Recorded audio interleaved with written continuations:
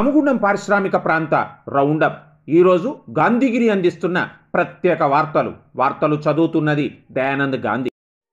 గడిచిన కాలానికి వీడ్కోలు పలుకుదాం, శుభాలను ఇచ్చే కొత్త కాలాన్ని స్వాగతిద్దాం. ఈ ఏడాదిలోని రోజులన్నీ బంగారుమయం కావాలి, అందరము బాగుండాలి, అందులో మనముండాలి. గోదావరికని కార్మిక క్షేత్రంలోని శ్రోతలందరికీ గాంధీగిరి ఆత్మీయంగా అందిస్తుంది నూతన సంవత్సర శుభాకాంక్షలు.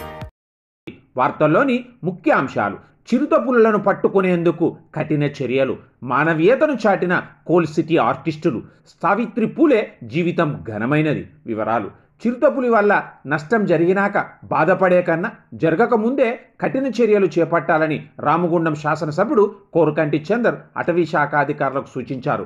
గోదావరికని పారిశ్రామిక ప్రాంత శివారు ప్రాంతంలో గోదావరి నదీ పరివాహకంలో ముఖ్యంగా బొగ్గుగన్ల సామీప్యంలో చిరుతపులుల సంచారం జరుగుతున్న క్రమంలో ఈ ప్రాంత ప్రజానీకం భయాందోళన చెందుతున్న నేపథ్యంలో ఈరోజు ఫారెస్ట్ అధికారులతో ఎమ్మెల్యే కోరుకంటి చందర్ సమీక్ష చేపట్టారు. చిరుతపులుల ఆనవాళ్లం గురించి అడిగి తెలుసుకున్నారు. తక్షణ చర్యలను గురించి చర్చించారు. సీసీ కెమెరాల ఏర్పాటు చేయాల్సిన ఆవశ్యకతను అధికారులు ఎమ్మెల్యేకు వివరించగా ఈ విషయంలో సింగరేణి అధికారులతో చర్చిస్తామని ఎమ్మెల్యే చందర్ హామీ ఇచ్చారు. చిరుతపులుల ఉనికిని, వాటిని పట్టుకునే విధంగా తక్షణ చర్యలు చేపట్టాలన్నారు. పుకార్లు చక్కర్లు కొడుతుండడంతో పాటుగా సింగరేణి నుంచి తమకు తగు సహకారం అందడం లేదని, అలాగే ఇతర శాఖల నుంచి కూడా చిరుతపుల సమస్యను పరిష్కరించడానికి సహకారం కావలసి ఉందని ఫారెస్ట్ అధికారులు తమ ఆవేదనను ఎమ్మెల్యే ముందుంచారు. ఈ సమీక్షలో రామగుండం మేయర్ బంగి అనిల్ కుమార్, జిల్లా ఫారెస్ట్ అధికారి రవిప్రసాద్, స్థానిక అటవీ శాఖ అధికారులు రైమతుల్లా, నరేష్ ఉన్నారు.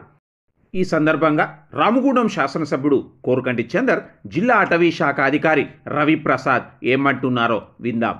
రామగుండం పారిశ్రామిక ప్రాంతంలో ఉన్నటువంటి మైన్స్ ఏరియాలలో చిరుతపులి సంచరిస్తుందని సింగరేణికి సంబంధించినటువంటి అధికారులు ఇచ్చినటువంటి సమాచారం మేరకు గత వారం రోజులుగా ఈ యొక్క ఏ ప్రాంతాలలో సంచరిస్తుంది, ఏమేమి జరుగుతుందని పూర్తిగా సమాచారం తీసుకున్న తర్వాత ప్రత్యేకంగా ఈరోజు ఈ యొక్క సమావేశాన్ని ఏర్పాటు చేసుకోవడం జరిగింది.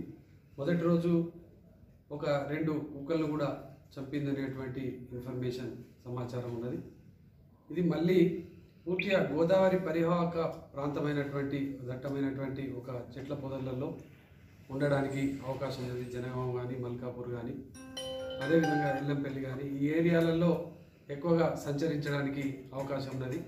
గతంలో ఎన్టీపీసీలో 1 సంవత్సరం క్రితం వచ్చినప్పుడు అక్కడ ఉన్నటువంటి వాళ్ళందరినీ కూడా అలర్ట్ చేస్తూ ఆ యొక్క సంచరించినటువంటి చిరుతపులిని ద్వారా ఏమాత్రం కూడా ప్రజలకు ప్రజా నష్టం జరగకుండా, ఎవరికి నష్టం జరగకుండా తగు జాగ్రత్తలు తీసుకోవడం జరిగింది. ఇప్పుడు కూడా ఈ యొక్క రామగుండం పారిశ్రామిక ప్రాంతంలో ఉన్నటువంటి ప్రజలందరికీ కూడా ప్రత్యేకంగా ఈ యొక్క చిరుతపులి నుండి ఎటువంటి ప్రాణ నష్టం జరగకుండా ఉండాలంటే మనమందరం కూడా అలర్ట్గా ఉండాల్సినటువంటి అవసరం ఉన్నది.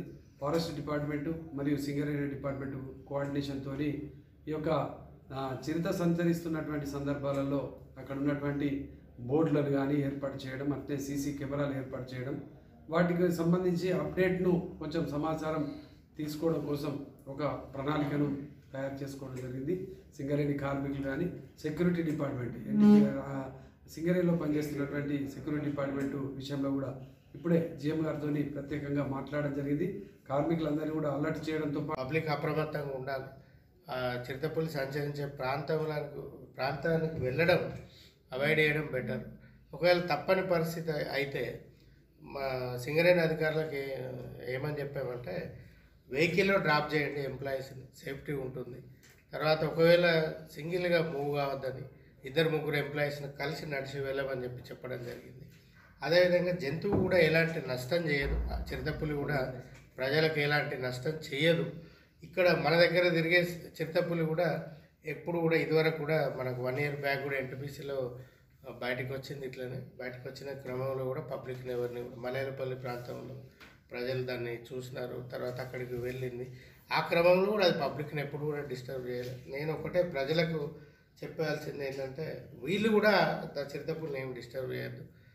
రాళ్లతో కొట్టడం కానీ, కట్టెలు పట్టుకొని వెళ్ళడం కానీ, కొట్టడానికి వెళ్ళడం కానీ అలాంటివి చేయకూడదు. అన్లెస్ అంటే దాని దగ్గరికి వెళ్తే తప్ప అది పైన అటాక్ చేయడానికి అవకాశం లేదు, చేయదు. నూతన సాంకేతిక పరిజ్ఞానంతో కంటి పాపల మీ ముందుకొచ్చిన గోదావరికని లక్ష్మీనగర్లోని డాక్టర్ శ్రీకాంత్ సారథ్యంలో శ్రీకాంత్ కంటి దవాఖానా అందరికీ అందిస్తోంది నూతన సంవత్సర మరియు సంక్రాంతి శుభాకాంక్షలు. సామాజిక జీవనంలో మానవీయతను చూపడం బాధ్యతగా ప్రతి ఒక్కరూ గుర్తెరగాలని పలువురు పేర్కొన్నారు. సాగర్ ఆర్టిస్ట్ రామగిరి మల్లేష్ ఇటీవల అనారోగ్యంతో మృతి చెందగా ఈరోజు తోటి ఆర్టిస్టులు మల్లేష్ కుటుంబానికి చేయూతనిచ్చారు. 3 క్వింటాల బియ్యం, 15 కిలోల నూనె అందించారు. ఇందులో కొమరవేణి మలహర్రావు, జానీ, మాదరి వాసు, రమేష్, రాజలింగు, వంశీ, శ్రీనివాస్, సంపత్, సుదర్శన్, పవన్, జయరాజు ఉన్నారు. ప్రత్యేక తెలంగాణ రాష్ట్రం అవతరించిన అనంతరం రాష్ట్ర ముఖ్యమంత్రిగా కేసీఆర్ బాధ్యతలు తీసుకున్న నాటి నుండి మహిళా అభ్యున్నతికి ఎంతగానో కృషి చేస్తున్నారని రామగుండం ఎమ్మెల్యే కోరుకంటి చందర్ అన్నారు. ఈరోజు గోదావరికని శ్రీరామ విద్యానికేతన్ పాఠశాల ఆవరణలో శ్రీ సావిత్రిబాయి పూలే జయంతి, వివేకానంద జయంతి ఉత్సవాలను ఎమ్మెల్యే ఘనంగా నిర్వహించారు. అందులో మాట్లాడారు. సావిత్రిబాయి పూలే, వివేకానందుని చిత్రపటాలకు పూలమాలలు వేసి ఘనంగా నివాళులర్పించారు. సమాజంలోని అసమానతల మీద అలుపెరగని పోరాటం చేసి మహిళల హక్కుల కోసం విశేషంగా కృషి చేసిన మహనీయురాలు సావిత్రిబాయి పూలే అని అన్నారు. ఈ కార్యక్రమంలో రామగుండం నగర mayor Bangi Anil Kumar, deputy mayor Nadipelli Abhishekrao, corporator Balaraj Kumar తదితరులు ఉన్నారు. సావిత్రిబాయి పూలే జయంతిని జాతీయ ఉపాధ్యాయ దినోత్సవంగా ప్రకటించాలని, గోదావరికని పట్టణంలో మహాత్మా జ్యోతిరావు పూలే సావిత్రిబాయి పూలే విగ్రహాన్ని ఏర్పాటు చేయాలని ఆల్ ఇండియా అంబేద్కర్ యువజన సంఘం జాతీయ ఉపాధ్యక్షుడు సర్పంచ్ మామిడి బాపయ్య, రాష్ట్ర ప్రభుత్వ శ్రమశక్తి అవార్డు గ్రహీత senior journalist Madasu Rammurthy demand చేశారు. సావిత్రిబాయి పూలే జయంతిని పురస్కరించుకొని గోదావరికని తెలంగాణ అంబేద్కర్ భవన నిర్మాణ కమిటీ చారిటబుల్ ట్రస్ట్ భవన్లో సావిత్రిబాయి చిత్రపటానికి పూలమాలలు వేసి పలువురు ఘనంగా నివాళులర్పించారు. ఈ కార్యక్రమంలో పలు పక్షాల బాధ్యులు ఈ రాజనరసయ్య, బొంకురి మధు, కొంకటి లక్ష్మణ్, సతీష్, పోగుల రంగయ్య, శనిగరపు రామస్వామి తదితరులు ఉన్నారు. డివిజన్ను అభివృద్ధి పదంలో నడిపించడమే తమ లక్ష్యమని రామగుండం కార్పొరేషన్ 40వ division BJP corporator Dubasi Lalitha Mallesh అన్నారు. ఈరోజు డివిజన్లో 5 లక్షల రూపాయల సింగరేణి నిధులతో సీసీ రోడ్డు నిర్మాణానికి కార్పొరేటర్ దుబాసి లలితా మల్లేష్ భూమి పూజ చేశారు. కార్పొరేటర్ దుబాసి మల్లేష్ మాట్లాడుతూ డివిజన్ అభివృద్ధి లక్ష్యంగా పనిచేస్తున్నామని, డివిజన్ పరిధిలో ఎలాంటి సమస్యలున్నా పరిష్కరిస్తామన్నారు. ఈ కార్యక్రమంలో బస్తీ పెద్దలు శ్రీనివాసరెడ్డి, రవికుమార్, సయ్యద్ రియాజ్, ఎండి రజాక్, రాచకొండ కోటేశ్వర్లు తదితరులు ఉన్నారు. ఇంతటితో గాంధీగిరి వార్తలు సమాప్తం. నమస్కారం.